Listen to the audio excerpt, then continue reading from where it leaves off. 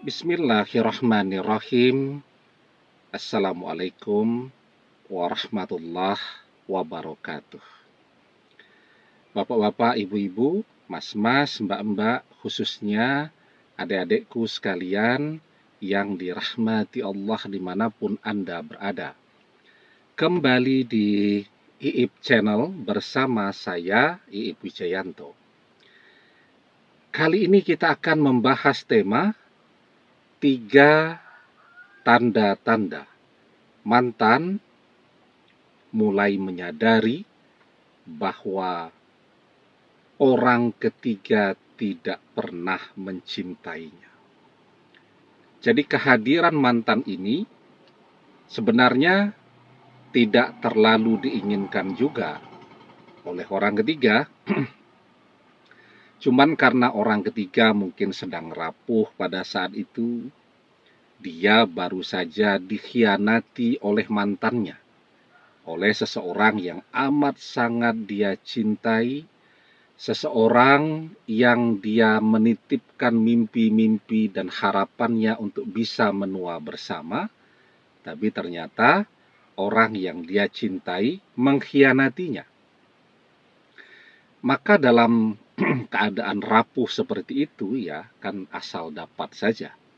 Ada seseorang yang mau mendengarkan curhatnya, ada seseorang yang mau berkorban apa saja untuk dia, ada seseorang yang mau mengeluarkan uangnya untuknya, ada seseorang yang selalu siap 24 jam untuk ngantar jemput dia ke sana kemari. Ya kan lumayan ya, daripada kesepian sendirian, paling tidak sekarang ada teman. Tetapi hati kecilnya tidak pernah menginginkan kehadiran mantan. Ya, bahkan mungkin bisa jadi dia selalu memikirkan mantannya. Ya, jadi orang yang pernah mengkhianatinya. Setiap saat dia masih merindukan orang yang pernah mengkhianati dia ini. Nah, maka harapan dia, kalau ada seseorang yang baru, maka paling tidak dia tidak kepikiran terus kepada orang yang pernah mengkhianatinya ini. Dan di situ, mantan akan mulai menyadari bahwa kehadirannya ternyata tidak pernah diinginkan dan dia tidak pernah dicintai. Ada 3 tanda yang akan mantan rasakan. Yang pertama ya, ketika dia melihat orang ketiga ini, setiap diajak ngobrol apa saja, selalu balik-balik kepada mantannya. Jadi misal ya, orang ketiga ini adalah seorang janda, misal begitu kan. Dia saat itu dalam keadaan sangat rapuh karena baru dikhianati oleh mantan suaminya. Tapi hati kecilnya mengatakan dia masih sangat mencintai mantan suaminya. Ya, karena mungkin keluarganya sangat kecewa, terpaksalah dia bercerai dengan mantan suaminya tadi. Tapi bahwa cinta itu tidak pernah bisa dia sembunyikan. Maka saat bersama mantan, dia akan selalu berbicara tentang mantan suaminya, berbagai kenangan indah, pengalaman bisnis, pengalaman saat baru jadi pengantin baru, dan seterusnya. Semuanya ngobrol tentang apapun, tentang sepak bola, tentang olahraga, tentang main sepeda, dan seterusnya. Ada saja yang akan menghubungkan dia kepada kenangan bersama mantan suaminya. Kenapa selalu begitu? Karena mantan suaminya orang ketiga itu selalu ada di dalam hati dan pikirannya. Kalau orang itu masih dia cintai, selalu ada dalam hati dan pikirannya, maka otomatis dia akan selalu membicarakan orang yang dia cintai ini. Man ahabba say'an aksyaru zikrihi. Barang siapa yang mencintai seseorang, pastilah ia akan selalu menyebut-nyebut orang yang dia cintai itu. Maka di situ tuh mantan akan menyadari bahwa orang ketiga ini masih mencintai mantan suaminya, tidak pernah mencintai dia, ya. Jadi kehadiran dia ini cuman dijadikan sebagai tempat curhat saja, ya. Kemudian yang kedua, ketika uh, semuanya bisa dia dapatkan, ya, cinta, kalau dia memberikan sesuatu yang mahal, ya. Misal orang ketiga pengen beli sepatu baru yang mahal begitu, dia belikan, adalah cinta di situ. Tersenyumlah, tertawa lebarlah orang ketiga, ya, bilang I love you, terima kasih ya AA, dan seterusnya. Tapi ketika misal apa yang dimaui oleh orang ketiga itu tidak keturutan, itu bisa ngomelnya berhari-hari. Padahal yang namanya cinta tidak seperti itu. Cinta itu boleh meminta sesuatu. Tapi ketika orang yang dicintai tidak bisa atau belum bisa memberikannya, maka dia juga akan memahami itu, ya. Tetapi kalau kemudian apa yang dia inginkan tidak keturutan, bawaannya bertengkar terus, marah terus, dan seterusnya, itu namanya bukan cinta kepada orangnya, tapi cinta kepada uangnya. Maka di situ mantan akan sadar bahwa yang dicintai oleh orang ketiga ini bukan dia.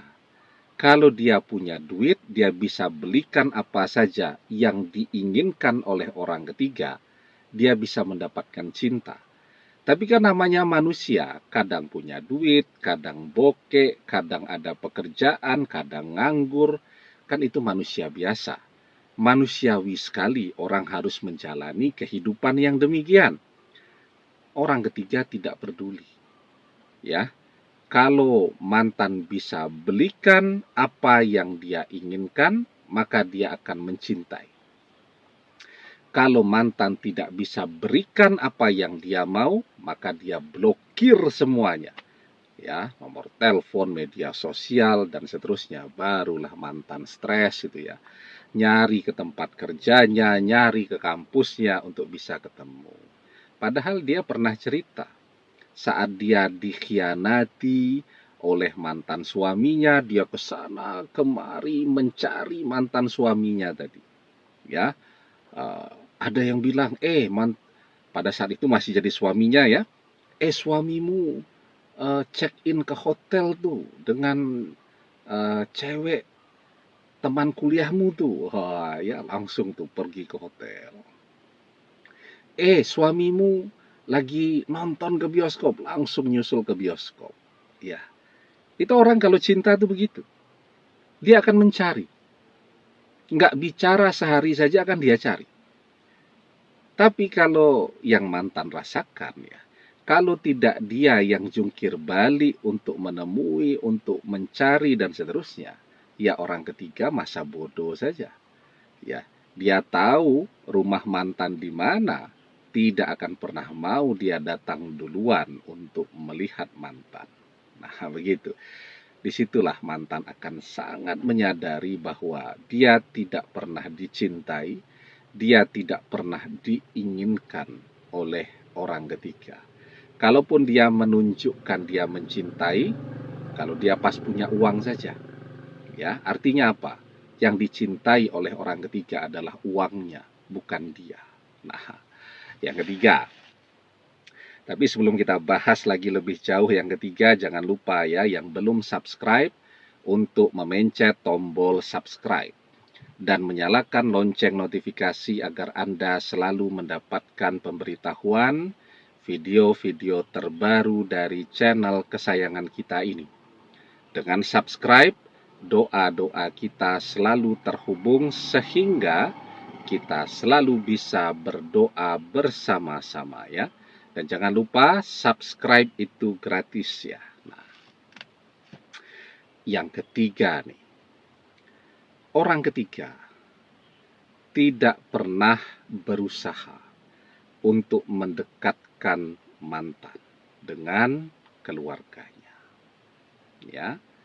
Jadi ya namanya kalau mencintai itu endingnya apa sih? Tujuannya apa sih?